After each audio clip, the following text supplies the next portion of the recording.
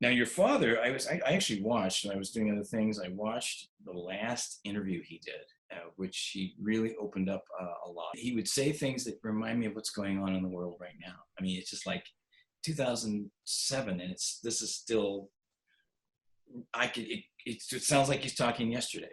I know.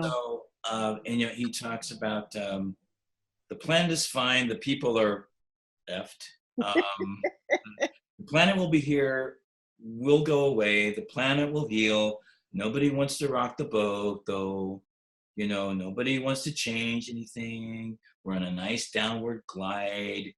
We squandered a great gift. How do you think your father would look at all this that's going on right now?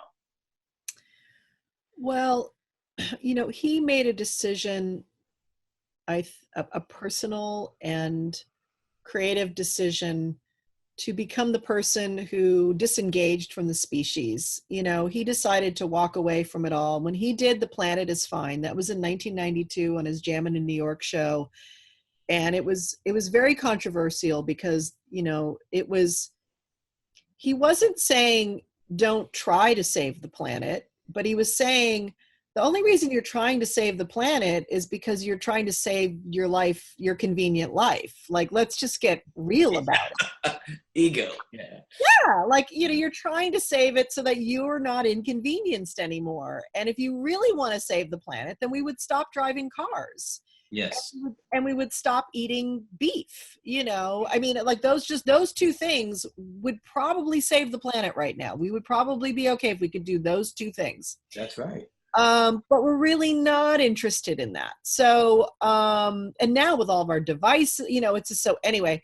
So, he warned us about all of this. He saw it all coming. It's all about greed, and greed is all about ego. So it's all about, I want to make sure I have enough for me and my family. And we really haven't gotten past that. And it's not our fault necessarily. We're hardwired for it. We're hardwired to live in a scarcity mentality because we came up as hominids and as animals, and that's how they lived. And, our brains were evolved for something very, very different than what we're living. So it makes all sense. He said a line which really has given me comfort and pause the last few years, but it really, really works. He used to say, when you're born, you get a ticket to the freak show. Yeah. When you're born in America, you get a front row seat. And that's all I've been thinking about for the last 2.5 years is this is the freak show on steroids.